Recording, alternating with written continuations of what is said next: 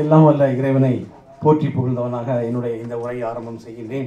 மேடையில் இருக்கக்கூடிய சான்றோர்களே, வந்திருக்கக்கூடிய தொழில் அதிபர்களே, உங்கள் அனைவருக்கும் என்னுடைய மாலை வாழ்த்துக்களை தெரிவித்துக் கொள்கின்றேன். முதற்கண் நம்முடைய அப்துல் ரஹீமுக்கு என்னுடைய பாராட்டுகள் தெரிவித்துக் கொள்கிறேன்.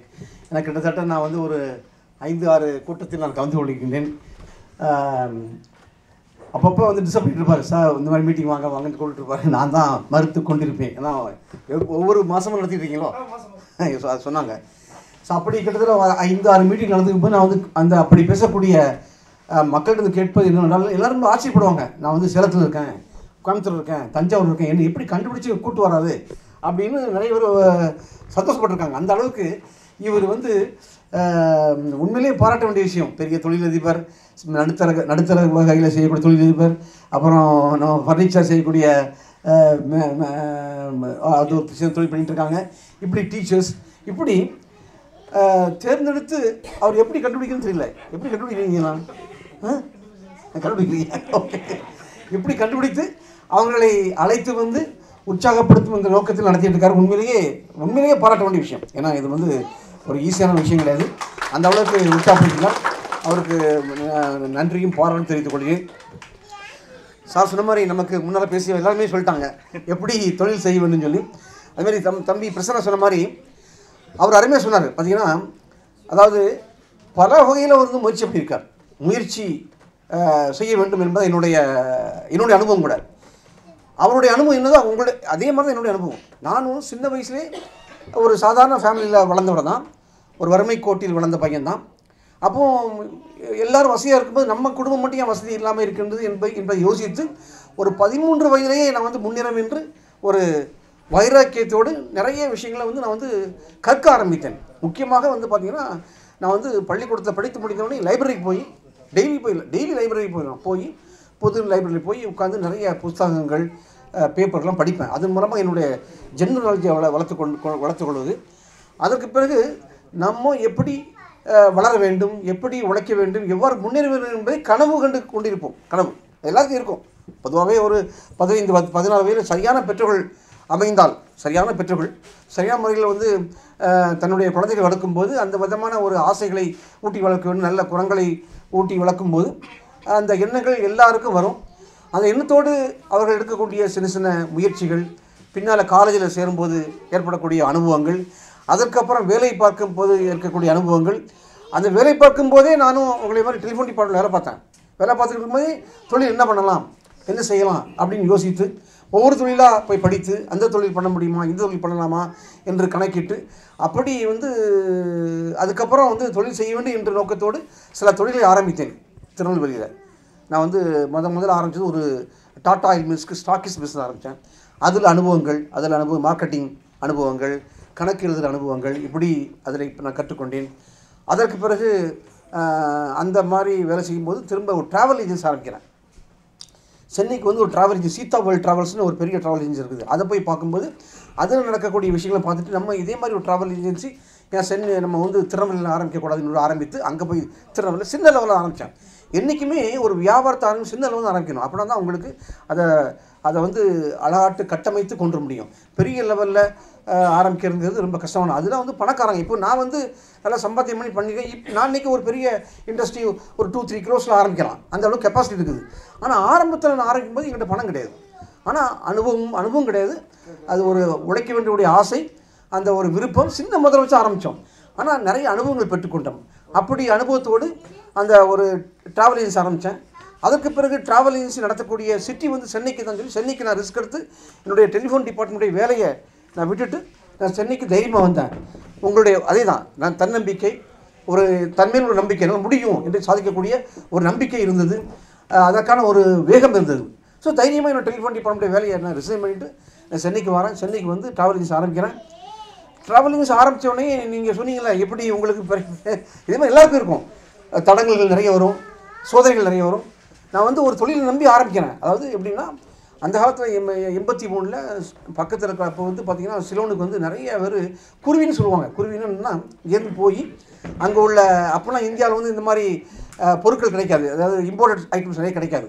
என்ன பண்ணுவாங்கன்னா அங்கே போய் அந்த சிங்கப்பூர்லையும் சரி அல்லது மால்டீவ்ஸ் அது மாதிரி கொழம்பு போய் நிறைய பொருட்கள் வாங்கிட்டு வருவாங்க. டேப் ரெக்கார்டர்ஸு, அது மாதிரி வாட்சஸ், இந்த மாதிரி ஆட்கள்லாம் வாங்கிட்டு வந்து விற்பாங்க. ஏன்னா இம்போர்ட் ரேட்டு கிடைக்காது, இந்த மாதிரி இப்போ உள்ள காலம் கிடைக்காது. ஸோ அது மாதிரி உள்ள ஆட்களுக்கு டிக்கெட் போட்டு கொடுக்குறது, விசா போட்டு கொடுக்குறது பிஸ்னஸ் நான் பண்ணிகிட்டு இருந்தேன். ஸோ நான் ஆரம்பித்த ஒரு வித்தின் 1 மந்த்லேயே பார்த்தீங்கன்னா அங்கே உள்ள இங்கே போன ஒரு டூரிஸ்ட்டை வந்து கொலை பண்ணுறாங்க. அப்போ தான் அந்த இது வருது, அந்த புலியினுடைய அந்த என்ன எல்டிடி பிரச்சனை ஆரம்பிக்குது 83ல். நான் வந்து ஜூன் மாதம் 6ஆம் தேதி பிஸ்னஸ் ஆரம்பிச்சிருக்கேன். ஜூலை மாதம் அந்த ஆரம்பிக்குது பெரிய ப்ராப்ளம். சுத்தமாக போகக்கூடிய டூரிஸ்ட் கம்ப்ளீட் பண்ணிட்டாங்க. சுத்தமாக நான் எதை நம்பி ஆரம்பித்தோம் அந்த பிஸ்னஸ் சுத்தமாக கம்ப்ளீட்டாக நின்று போச்சு. அடுத்தப்பறம் என்ன பண்ணுறதுன்னு சொல்லி அப்போ நான் ட்ராவல் ஏஜென்சி ஆரம்பிக்கிறனால ticket railway reservation, air ticket reservation ஆரம்பிக்கலாம்னு சொல்லி நான் என்ன பண்ணேன், டொமஸ்டிக் மார்க்கெட்டில் கான்செப்ட் பண்ணி நான் வந்து ஒவ்வொரு கம்பெனியாக போய் ஏறி ஒரு டிக்கெட்டு நீங்கள் வந்து உங்களுடைய ட்ராவல் பிளானை எங்கள்கிட்ட சொல்லுங்கள், நான் டிக்கெட் எடுத்தான்னு சொல்லி ஒவ்வொரு கேன்வாஸ் பண்ணி ஒரு டிக்கெட் எடுத்தால் அதுக்கு 5 ரூபா சார்ஜ் பண்ணுவோம், 5 rupees. ஒரு நாளைக்கு 2 டிக்கெட் எடுத்தால் 10 ரூபா கிடைக்கும். இப்படி பில்டப் பண்ணி கஸ்டமர்ஸ்லாம் பில்டப் பண்ணி ஒரு லெவலில் கொண்டு வந்ததுக்கப்புறம் அப்போ வந்து 200 ரூபா எனக்கு இந்த கொரியர் பிஸ்னஸ் ஏஜென்சி கிடைக்குது. அதில் வந்து அது பெரிய என்னுடைய வாழ்க்கையில் இருக்கிற மாற்றம். அதில் உழைத்து அதே மாதிரி திரும்பவும் அது ஒரு ஸ்டார்ட் அப் கம்பெனி மாதிரி திரும்பவும் we added small customers, small way, ஒரு கிளைண்ட்டு, 2 கிளைண்ட்டு, 3 கிளைண்ட் பண்ணி அதுக்கப்புறம் நாங்கள் அந்த கம்பெனி நான் வந்து ஒரு கம்பெனியோட ஏஜென்ட்டாக இருந்து திரும்ப வெளியே வந்து நாங்கள் சொந்த கம்பெனி ஆரம்பித்தோம் 1987. அதுக்கப்புறம் ஸ்கேல் அப் பண்ணோம். காரணம் என்னென்னா அந்த இனிஷியலாக ஒரு 10 வருஷம் என்னுடைய 24 வயதுலேருந்து ஒரு 10 வருஷம் கூட ஐ திங்க் ஒரு 8 years நான் பட்ட அந்த ஒரு அனுபவம், அந்த உழைப்பு தான் ஏற்பட்ட நம்பிக்கை, முடியும் என்ற ஒரு நம்பிக்கை, இது போன்ற ஒரு பலவிதமான சாத்தியமான ஒரு விஷயங்களை கொண்டு போராட்ட குணம், முடியும் என்ற ஒரு ஆர்வம், வருகின்ற பிரச்சனை, ஃபோக்கஸ், அதாவது நம்மளுடைய எண்ணங்கள் வந்து ஃபோக்கஸாக இருக்கும். 24 மணி ஒர்க் பண்ணக்கூடிய ஒரு மனநிலையை உருவாக்கி கொண்டு வரணும். அந்த அளவுக்கு உழைத்தால்தான் கண்டிப்பாக நம்ம சக்ஸஸ் செய்ய முடியும், இல்லைன்னா முடியவே முடியாது. இன்றைக்கும் என்னுடைய கம்பெனியாக எம்டியாக இருந்தாலும் இன்றைக்கும் நான் கீழ் மட்டத்தில் என்ன நடக்கிறது என்பது எனக்கு தெரியும். அந்த அளவுக்கு நான் வந்து அகில இந்திய அளவில் ஒரு எம்டியாக இருந்து கொண்டு கீழ்மட்டத்தில் எங்கே நடக்குது, என்ன பிரச்சனை நடக்குதுங்கிறத நம்ம வந்து இப்போ பார்த்தீங்கன்னா உங்களுக்கு வந்து வாட்ஸ்அப்ங்கிறது ஒரு பெரிய ஒரு டூல் நமக்கு. அது மூலமாக வந்து நிறைய குரூப்ஸ்லாம் போட்டு ஆப்ரேஷன்ஸ் எங்களுக்கு கொரியரில் பார்த்தீங்கன்னா எங்களுக்கு வந்து ஆப்ரேஷன் சொல்லுவோம். அதாவது டாக்குமெண்ட்டை எடுத்து புக் பண்ணி அதை ரிசீவ் பண்ணி ப்ராப்பராக பேக் பண்ணி டெலிவரி பண்ணுற அந்த சிஸ்டத்தை ஆப்ரேஷன் சொல்லுவோம். We will call it as an operation. Right from pickup பண்ணி டெலிவரி பண்ணக்கூடிய அளவுக்கு அந்த என்ன சிஸ்டம் ஒரு டெவலப் பண்ணி வச்சுருக்கோம். இன்றைக்கி ஒரு கன்னியாகுமரியில் டாக்குமெண்ட் கொடுக்குறாங்கன்னா அது ஸ்ரீநகர் போய் டெலிவரி ஆகுன்னா அதுக்கு ஒரு பெரிய சிஸ்டம் இருக்குது. அது புக் ஆகி அது சென்னைக்கு வந்து லிஃப்ட் பண்ணி டெல்லி போய் டெல்லியிலேருந்து அடுத்தாப்பில் அது வந்து ஸ்ரீநகர் போய் டெலிவரி ஆகணும். ஸோ அதுக்கு தக்கன ஒரு பெரிய ஒரு கட்டமைப்பு ஏற்படுத்தியிருக்கோம். இது ஒழுங்காக நடக்குதா அப்படிங்கிற பார்க்குற அளவுக்கு நான் வந்து இன்றைக்கும் நான் வந்து ஐ எம் ஒர்க்கிங் 24/7 அப்படின்னா தான் கம்பெனி நடத்த முடியும். அப்படிதானே? இல்லை முடியாது. ஸோ இது வந்து இது ஒரு பெரிய அனுபவம். அப்போது இப்போ சொன்னாங்க வந்து இப்போ அது மாதிரி இவங்க ஹோட்டல் இது நடத்துகிறாங்க, என்னது காஃபி ஹவுஸ், 128 காஃபி ஹவுஸ் நடத்துகிறாங்க.